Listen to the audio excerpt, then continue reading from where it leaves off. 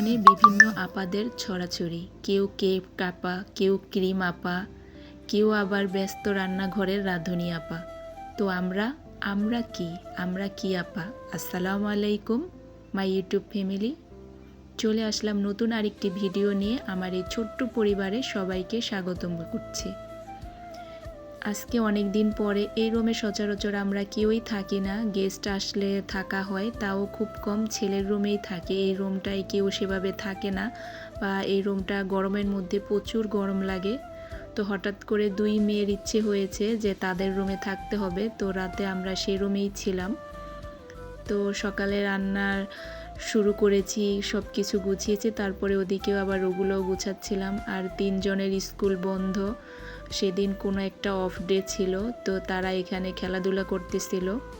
আর আমার ড্রয়িং রুমের জন্য আমি এখানে কর্নার একটা সোফা কিনতে চাচ্ছি, বুঝতে পারতেছি না যে কী ধরনের কিনবো। প্রতিদিনই চিন্তা করি এটা না এটা, ওইটা না ওইটা, অনেক রকমের এই চিন্তা ভাবনা চলতেছে, কিন্তু ডিসিশনই নিতে পারতেছি না যে কী ধরনের মানে কিনলে সুন্দর হবে। তবে আমার এখানে যে প্লেসটা সেটা দেখা যায় কর্নার কিনলে ভালোই হবে, খারাপ লাগবে না। তারপরে দেখি ডিসিশন কি হয়, কখনো এরকম কখনো ওরকম, এভাবেই চলছে। এদিকে রান্নার জন্য সব রেডি করে নিয়েছি, কাটাকাটি ধোয়া, আর অপরদিকে ভাজিও বসিয়েছি। এদিকে রান্না করতেছিলাম, ওদিকে আবার টুকটুক করে ওগুলোও করতেছিলাম। বাচ্চারা খেলতেছিল, ওদের একটু ভিডিওতে নিলাম। শৈশবটা ধরে রাখি, যখন একা থাকবো, কোনো কিছু করার থাকবে না, হয়তো এগুলোই সম্বল হয়ে থাকবে। হয়তো কি এটাই তো, যেভাবে পথ চলছি জানি না এখান থেকে কি হবে বা কতদিনই বা এখানে টিকে থাকা যাবে। খুবই একটা বাজে অবস্থার মধ্যে দিয়ে যাচ্ছি, যেভাবে আমাদের হচ্ছে আর কি। তো এদিকে পাশে আবার বিল্ডিংয়ে কাজ চলতেছে, এজন্য আমি আবার দেখা যায় জানালার মধ্যে অনেক কাপড় টাপড় দিয়ে ঢেকে রেখেছি। পর্দা যে দেবো সেটারও স্কোপ নেই, কারণ অনেক ধুলাবালি আসে, সব নষ্ট হয়ে যাবে। তো চিন্তা করেছি ওদের কাজ শেষ হলে তারপরে একটা দিব। তো এখন আপাতত এমনি কাপড় দিয়ে রেখেছি। আর এর কারণে দেখা যায় আমার রান্নাঘরে অনেক আলো আসতো, ইদানিং কোনো আলোই আসে না। আর এই যে আমার পা ধরে দাঁড়িয়ে আছে, কুলে নিয়ে দেখাতে বলছে যে আমি কি রান্না করতেছি। তা আমি বলাতে আবার সে গেঞ্জির হাতা কীভাবেই করতেছে, আর সেই যে এখন দৌড় দিয়ে আবার দূরে চলে গেছে। আর ওই যে সে ওইখানে গিয়ে ওই তার সেই পোজ, সবসময় ক্যামেরা নিলে এভাবে আঙ্গুল তুলবে। ভিডিওর এই পর্যায়ে এসে বলছি, যারা এখনও আমাদের এখানে আমি কথায় আজকেই হয়ে যাচ্ছি। তো আমার বাচ্চা এখানে দুষ্টুমি করতেছিল। তো ভিডিওর এই পর্যায়ে এসে বলছি, যারা এখনও আমার ভিডিওতে লাইক দেননি, প্লিজ দয়া করে একটা লাইক দিয়ে কন্টিনিউ করেন। আর যারা কাজটি করে দিয়েছেন তাদেরকে জানাই অসংখ্য অসংখ্য ধন্যবাদ। যারা প্রতিদিন আমার ভিডিওতে সুন্দর সুন্দর কমেন্ট করে আমাকে উৎসাহিত করেন, তাদেরকে জন্য রইল অনেক অনেক দোয়া আর ভালোবাসা। আর যারা নতুন এসেছেন, এই ধরনের ব্লগ ভিডিও দেখতে পছন্দ করেন, চাইলে আমার চ্যানেলটাকে সাবস্ক্রাইব করে রাখতে পারেন। আর সাবস্ক্রাইব করে পাশে অল বাটনে ক্লিক করে দিবেন, যাতে আমি যখনই কোনো ভিডিও ছাড়বো আপনার কাছে নোটিফিকেশন চলে যাবে, আপনি আপনার সময় সুযোগ মতো দেখে নিতে পারবেন। এখন আমার ভাজি করা শেষ, তারপরে আমি এই যে কাসকি মাছের শুটকিটা গরম পানি দিয়ে ধুয়ে ভালোভাবে রেখে দিয়েছিলাম। এখন হচ্ছে যে শুটকিটা কষিয়ে তারপরে ফুলকপি আলু ওগুলা দিয়ে আজকে শুটকি রান্না করব।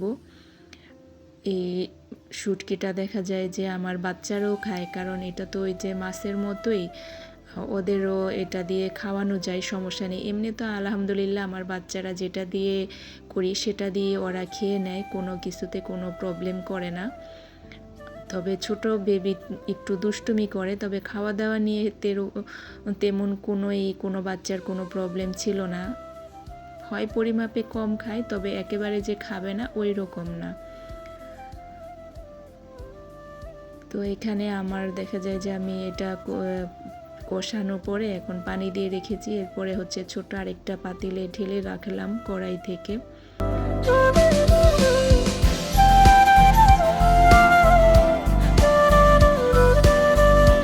আমার রান্না বান্না কমপ্লিট, এখন আমি সব কিছু মোটামুটি গুছিয়ে নিয়েছি, তারপরে রান্নাঘরটা টুকটাক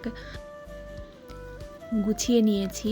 এরপরে হচ্ছে যে একেবারে বিকেলে চলে আসছি। বিকেলে একটা নারিকেল নিয়ে এসেছিল, এখন এই নারিকেলটা আমি কোড়াবো, তারপরে হচ্ছে যে এটা দিয়ে আমি ভাপা পিঠা বানাবো।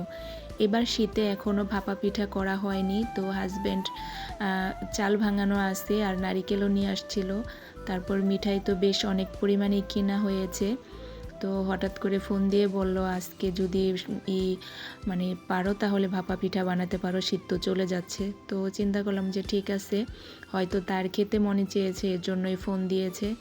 তো যেই কথা সেই কাজ, লেগে পড়েছি কাজে। আগের দিন রাতেই নারিকেলটা নিয়ে এসেছিল, তারপরে হচ্ছে যে এই যে ভাপা পিঠা বানানোর জন্য তো একটু এই ধরনের মিঠাইগুলো দরকার, ওই যেগুলা দেখা যায় যে থাকে পাতলা, মানে ঝোলা গুড় বলে বা কে কী নামে জানি না, ওইগুলা তো দিয়ে ভাপা পিঠা বানানো যায় না, তাই এইগুলা নিয়ে এসেছিল। এখন ওই যে আমার ছোট বেবি মিঠাইকে সেভাবে সে চকলেট খাওয়ার জন্য দাঁড়িয়ে আছে, প্রচুর মিষ্টি খেতে পারে। তো এখানে আমি সব রেডি করে নিয়েছি, এরপরে হচ্ছে যে আমি বানাতে চলে যাব। আর এত প্রসেসিং পুরোটা দেখাই নেই, কারণ বেশ লম্বা বড় ভিডিও হয়ে যাবে। সবাই মোটামুটি এগুলো তো আমরা জানি। আর আমি গুড়ির মধ্যেও না একটু হালকা মিঠাই দেই, শুধু সাদা গুড়িটা খেতে আমার ভালো লাগে না। আমরা হয়তো মিষ্টি একটু বেশি খাই, সেজন্য নাকি জানি না, গুড়ির মধ্যে একটু মিঠাই, তারপরে যে পানি দিয়ে অনেকেই করে, তো আমি সে জায়গায় দুধ দিই। দুধ দিয়ে একটু গুঁড়িটাকে যে ভিজা ভিজা করে সেভাবে করি। আর তারপরে ভিতরে প্রসেসিং তো সবাই যেভাবে করে আমিও সেভাবেই করেছি।